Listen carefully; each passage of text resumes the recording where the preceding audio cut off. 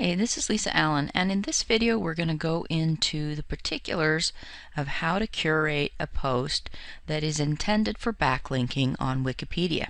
Now, once upon a time, the official proper way to do curation was what I call snippet curation, where you would take a piece of several different posts and you would include those as quotes and then write little tiny bridges around them inside your content. And while that works well for news curation even today, what we're doing is a lot different because we're intending to write an article that is long-lasting and is not limited to just pieces of other people's posts. Because what we're going to do is we're going to take expired content and use it as the template for our post, and that will lead to a much higher quality article being generated, and one that really has lasting power and deserves to stay on your site long term, and that Wikipedia will like. And so that the quality is not that the other one was low quality, it's just that there need to be a different type of article in order really to be targeted for Wikipedia and to stay on Wikipedia. So let's just do a quick example. I'm going to look at something for like cat breeds. See what comes back, and you can see that there is a bunch of different cat breed pages that actually have some expired links on them that we can use. So, and okay, so here is an article on the Balinese cat. So let's look and see what we've got in terms of content for that one. So there is one dead link reported on that page. Let's go down here and look. So it's the Balinese breed standard, which has disappeared from World Cat Fancy, and it was retrieved in 2012 when this article was updated. So let's go and look and see if there is a copy in the archive. So just click over here to check the archive, and our archive page comes up, and it does find a copy of this in the archive. Now you see that this is like a list, kind of a boring list article, and so this could easily be rewritten into a really nice article with beautiful paragraphs and headings, and you wouldn't have to change much of the wording in order to turn it into a different original article that outlined the breed standard for this particular one. So let's assume that I want to write an article about the Balinese cat and Balinese cat's breed standard. So I'm just going to take and copy this, actually down to here, copy. Okay, and then I'm going to grab a post editor, and what I'm going to do is I'm going to post my article in here. Now you can see that we've also got quite a bit of extra formatting that maybe we don't want. So might have to do a little bit of work on this. Let's see if we can get it to remove the formatting for us. So that removes some of it, but not all. So let's just put our heading in here. Let's see.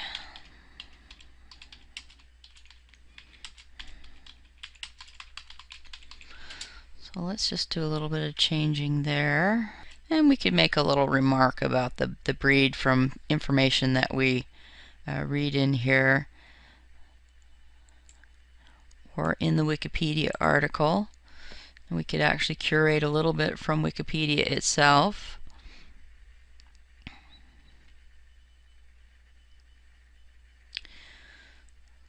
Let's see, what have we got here? So Balinese are actually an offshoot of Siamese, but they're long-haired, so maybe we could add that to our article. So after a little bit of cleanup and writing an introductory paragraph, what I'm left with is this nice quoted breed standard for the World Cat Federation, and I've announced where I got it from, and since this content is no longer online, it's okay for me to do this. You notice that I reformatted, I gave headings a little bit better format, I turned things into bullet lists. So it's not completely the same article, but it does still have the actual breed standard here and would make a good substitute for the article on Wikipedia that has since disappeared.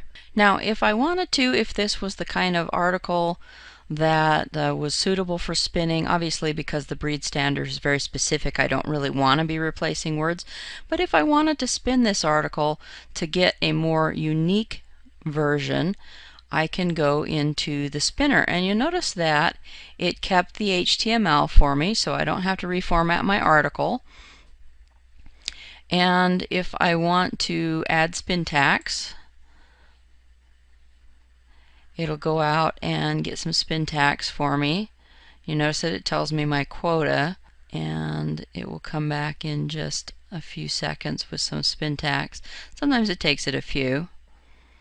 It just depends on how fast the spin rewriter server is burning through these and adding the markup. Okay, so now it's come back with some spin tags for me, and of course I wrote this first part, so this didn't really need to be spun.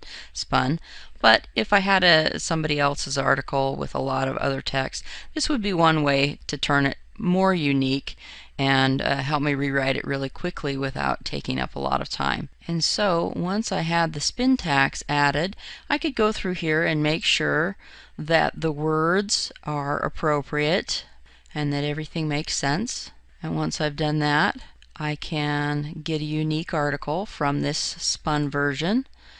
And you see that it goes out and gets one of those for me. And it puts the first unique variation here.